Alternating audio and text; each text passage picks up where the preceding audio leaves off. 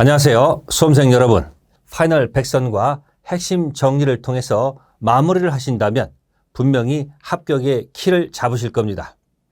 출발하도록 하겠습니다. 첫 번째, 법률행위의 총설. 문제 보겠습니다. 서로 잘못 짝지어진 것. 동그라미 1번의 키워드는 합의, 합치했다 의사표시가. 그냥 해제라고 두 글자가 나오면 단독행위지만 합의 해제는 합치 의사표시. 따라서 계약이 맞고요. 동그라미 2번은 저당권 설정이라는 키워드가 나옵니다. 저당권 설정은 말 그대로 설정적 승계, 이전적 승계가 아니고 설정적 승계. 동그라미 3번은 최고죠. 최고는 독촉, 촉구. 이 최고는 법률 행위가 아니고 법률 행위에 관한 내용을 준용해보자는 취지에서 준 법률 행위의 대표가 됩니다. 최고 관련돼서 우리 시험범위 총 정리해드리면 최고에서 침묵 지키면 우리 민법전에 yes가 없습니다. 전부 다 no로 해석하면 됩니다. 예를 들어서 상대방이 최고를 던졌다, 본인이 침묵을 지키면 취인한 것으로 본다, yes가 아니고 취인 거절로 본다, no로 해석하시면 됩니다. 최고, 침묵, no 꼭 기억하시고, 동그라미 네 번째는 재단법인의 설립행위. 일단 이것은 상대방 있는 단독행위가 아니고 상대방 없는 단독행위입니다. 그 이유를 설명드리면 다음과 같습니다. 갑이 재산을 많이 모아가지고 좋은 일을 하고 싶습니다. 그래서 재산을 기증해서 증여해서 장학재단법인을 설립하겠다. 이렇게 의사표시를 하지요. 이것을 우리가 재단법인 설립행위라 한다면 이때 상대방이 특정되어 있지 않다는 거죠. 이 특정되어 있지 않는 것을 우리가 상대방 없는 단독행위. 그런데 동그라미 5번에 보시면 공유지분의 포기라고 되어 있죠. 예를 들어서 갑이 2분의 1, 을이 2분의 1 서로 지분을 갖고 있는데 갑이 을한테 내 지분을 너한테 뭐 하겠다? 포기하겠다. 그러면 이 지분 포기는 이 을이라는 사람이 특정되어 있다는 이야기죠. 상대방 있는 단독행위는 상대방이 특정되어 있는 경우 특정되어 있지 않다면 상대방 없는 단독행위가 됩니다. 이 부분을 딱 정리해 드릴 테니까 잘 확인하세요. 단독행위 동그라미 1번에 보시면 유1, 유증, 재단법인 설립행위, 소유권 포기가 있습니다. 요거는 상대방이 특정되어 있지 않기 때문에 상대방 없는 단독행위. 그래서 그냥 이렇게 기억하세요. 키워드로 유재석이 보내온 소포. 유재석이 보내온 소포로 기억하시고 동그라미 2번에서 해제가 나오죠. 해제는 상대방 있는 단독행위. 그러나 합의 해제는 해제하는데 합의했다는 얘기니까 이것은 계약이라는 거죠. 그래서 핵심 정리 1 법률 행위는 유재석이 보내온 소포, 상대방 없는 단독행위 10년에 3번 나왔습니다. 이렇게 기억하시고 딱 정리 마무리하시면 됩니다. 파이널 체커 두 번째 단속 규정, 효력 규정. 목적은 확정 가능 적법성, 타당성, 적법성, 강행법규는 두 가지가 있습니다. 단속 규정과 효력 규정. 단속 걸리면 처벌받지만 사법상 계약은 유효, 효력 규정은 처벌 플러스 무효. 문제 보겠습니다. 효력 규정인 것을 모두 골라라.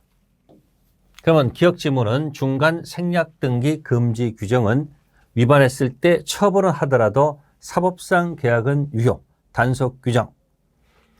내용입니다. 부동산 거래 신고 등에 관한 법률. 자, 토지 매매에 대해서 허가를 요하는 규정이 있습니다. 허가를 받지 않으면 그 매매계약은 불확정 무효 상태에 두고 허가가 나면 유효로 확정, 허가 안 나면 무효로 확정시킵니다. 따라서 허가 요하는 규정은 효력 규정에 해당이 됩니다.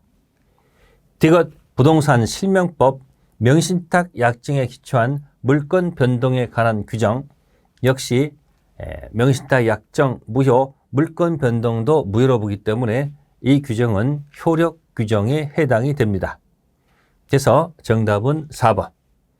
잠시 핵심 정리 들어간다면 동그라미 1번에 단속 규정 위반하면 처벌, 사법상 계약은 유효라고 되어 있습니다. 이때 잘 보세요. 미등기 전매. 사실은 미등기 전매가 바로 중간 생략등기 금지 규정 위반했을 때 하는 얘기예요. 동그라미 2번도 개업 공인중개사가 중개의뢰인과 직접 거래, 매매를 한다든지 또는 임대차 하게 되면 이 계약 자체는 유효로 봅니다. 단속 규정으로 본다는 얘기죠. 팁을 하나 드린다면 기억하세요. 전매라든지 또는 거래가 나오면 단속 규정으로 기억해서 유효로 기억하시고, 효력 규정은 글자 그대로 효력 자체가 없는 거죠. 그래서 판례 태도 중에서 기업 공인중개사 중개 수수료만 받아야 되는 거지, 혹시 알파 초과 받는다면 그 초과하는 경우는 무효가 된다는 것. 또한 명의신탁 금지 규정 위반하면 역시 무효가 됩니다. 단속 규정, 효력 규정은 판례의 태도를 묻는 것이죠. 그래서 기억하세요. 거래, 전매 이런 것이 나오면 유효로 기억하기. 다음 테마입니다. 이번 테마는 반사회질서 법률 행위. 이 무효에 해당하면 불법 원인 급여이다. 이 말은 반환받을 수 없다는 영역입니다. 문제 들어갑니다. 반사회질서 법률 행위 무효. 주의할 것은 무효는 무효인데 반사회질서 법률 행위 무효를 고르란 얘기입니다. 기억에 부동산 명의신탁 무효 맞습니다. 근데 이 명의신탁 무효는 강행법규 위반 무효, 적법성 무효 소속이고요.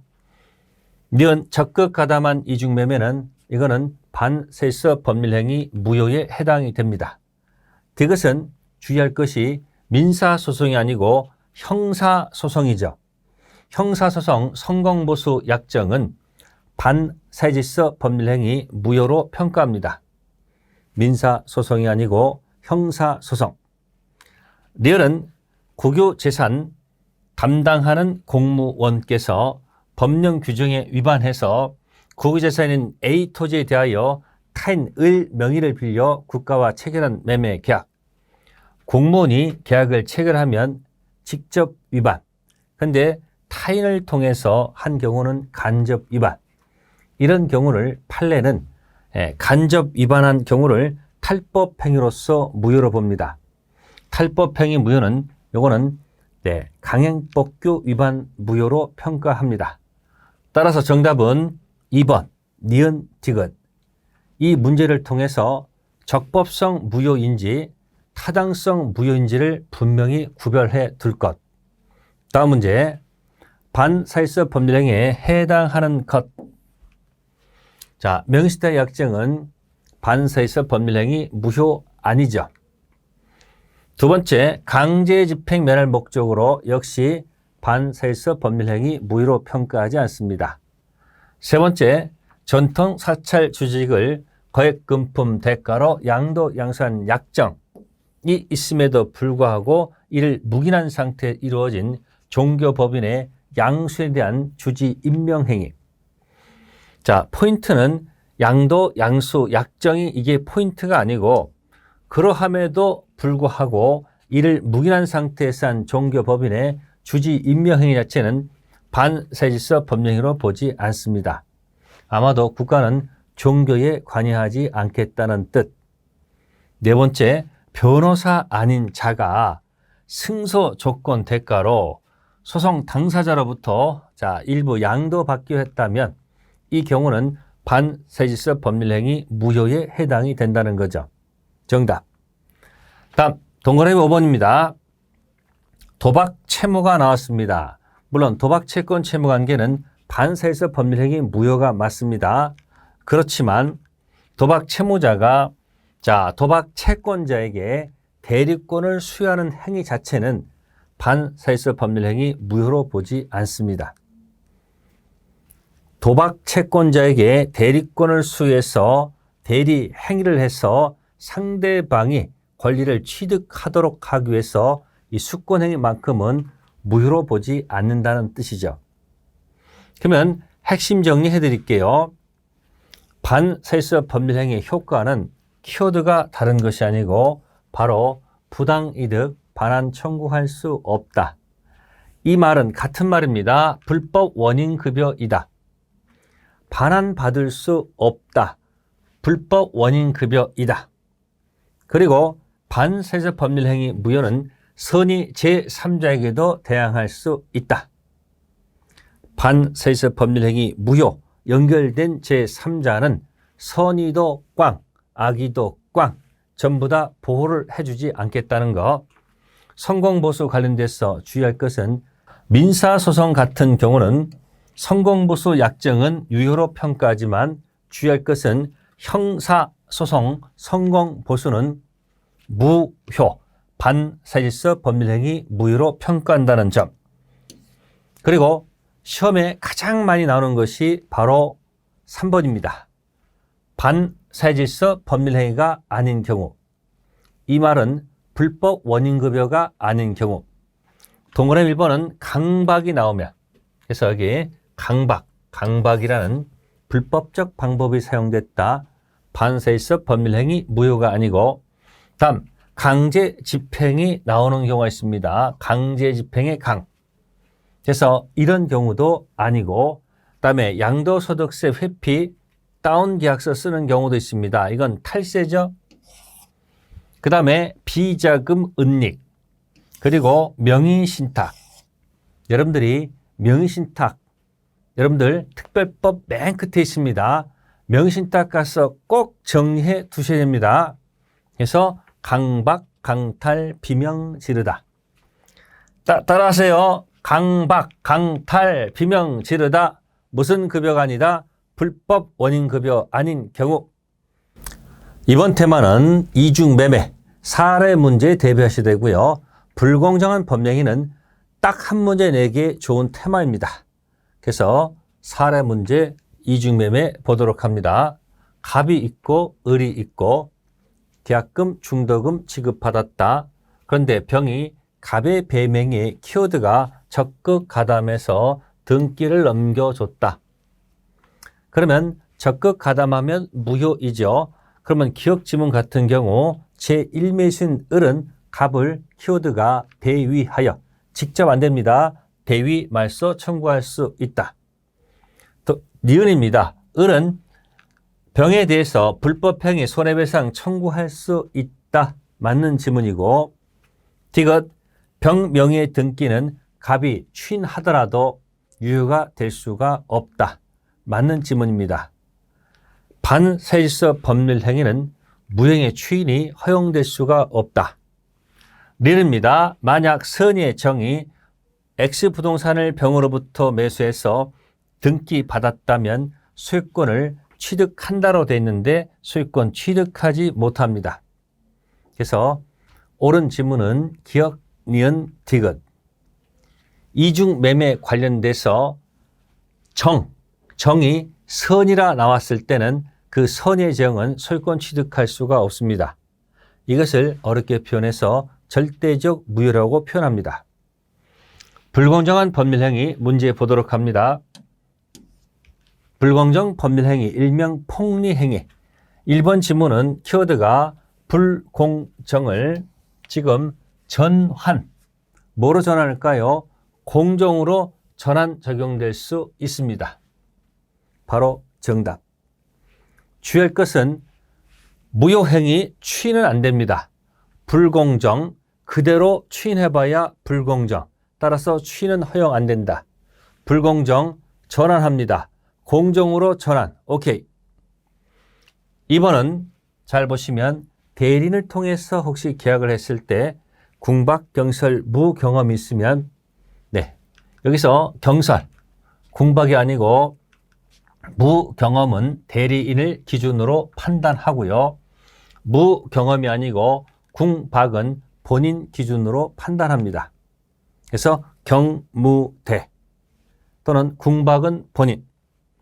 그 다음에 궁박은 당연히 대리 아니고 본인 기준으로 판단한다.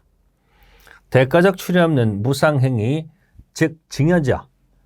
불공정한 법령행위는 기부, 테이크, 주고 받은 게 현저한 차이가 있을 때 폭리 행위가 되기 때문에 증여는 기부만 있지 받은 게 없기 때문에 폭리가 될 수가 없습니다. 그래서 불공정 법률 행위 될 수 있다가 아니고 없다. 급부 반대급부 기부 테이크 사이에 현전 불균형이 존재한다 하더라도 궁박경설 무경험은 추정되지 않습니다. 추정되지 않기 때문에 무효를 주장하는 피해자가 일일이 입증 책임을 부담한다. 핵심 정리 봅니다. 제2 매수인이 적극 가담했다라는 것을 전제로 문제가 나온다면 두 가지 기억하세요. 대위라는 용어를 꼭 기억하셔야 되고요. 두 번째, 병으로 건너간 정이 나타났을 때 정이 선이라 하더라도 소유권 취득할 수 없다. 선이 전득자도 무효. 이중 매매 선의의 정은 소유권 취득할 수 없다. 다음 불공정한 법률 행위입니다. 불공정 법률 행위 현전 불균형은 주관적 판단이 아니고 객관적으로 판단한다. 기브 테이크 현저한 차이 따라서 증여는 적용될 여지가 없고 폭리자가 알면서 이용해야 됩니다. 경매를 통해서 경락받는 경락인은 폭리를 알면서 이용한 적이 없기 때문에 경매 적용 여지는 없다. 세 번째, 대리 관련돼서 궁박은 본인 기준. 그렇다면 나머지 경설 무경험은 대리인, 경무대. 무형의 추이는 허용되지 않습니다. 다만 불공정을 전환해서 공정으로 적용될 수 있다는 것이죠. 다음은 법률행위 해석 관련돼서 5표시 무효의 원칙을 살펴보도록 하겠습니다. 문제를 보겠습니다. 매도인 갑, 엑스토지에 대해서 계약 체결하면서 엑스토지 지번 등의 착오를 일으켜 Y토지에 관하여 매수인 명의로 등기해 주었다. 그러면 체결했을 때 체결 대상은 X토지. 근데 지번 착오를 일으켜서 Y토지에 관하여 매수인 명의로 등기를 해 주었다라고 되어 있습니다. 이게 바로 5표시 무효 원칙 관련된 문제입니다. 그러면 1번 지문은 의사표시 불합치로 인해서 매매계약이 체결되지 않았다, 성립되지 않았다, 틀린 지문이 됩니다. 정상적으로 고치면 X토지 계약은 체결이 됐지만 Y토지는 계약 체결한 적이 없다는 사실이죠. 바꾸면 X토지 계약은 성립했고 Y토지 매매는 불성립. 동그라미 2번 Y토지에 관해서는 계약이 성립했다, 틀린 지문이죠. 불성립. 세 번째, Y토지의 을명이 등기는 유효하다. 계약 자체가 성립이 안 됐는데 등기를 친다는 것은 이 등기는 유효 등기가 될 수 없고 이거는 무효 등기. 동그라미 네 번째 겁니다. X토지에 관하여 매매계약이 성립한 것. 그리고 성립했을 뿐만 아니라 이 계약이 퍼펙트 유효하기 때문에 착오를 가지고 취소할 수는 없다는 거죠. 바로 정답. 동그라미 5번입니다. 선의의 병이 을로부터 매수해서 등기 마쳤다. 유효하게 소유권 취득할 수 있다. 소유권 취득할 수 없습니다. 무효 등기 믿고 들어가 봐야 선의도 꽝, 악의도 꽝이죠. 5표시 무효 원칙 다시 한번 정리하는 시간 갖습니다. X토지 매매 합의했다. 그런데 지번 착오로 인해서 계약서에다가 Y토지로 기재했다. 그러면 X토지는 계약서가 없어도 계약은 뭐 했고 성립했고 그 다음에 무효 취소도 아니고 퍼펙트 유효. Y토지는 계약서가 있다 하더라도 계약 자체는 불성립 끝.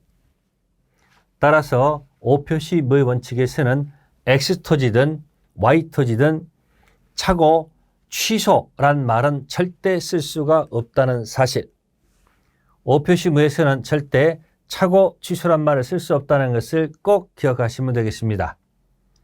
여기까지가 법률행위 목적 해석까지가 되겠습니다.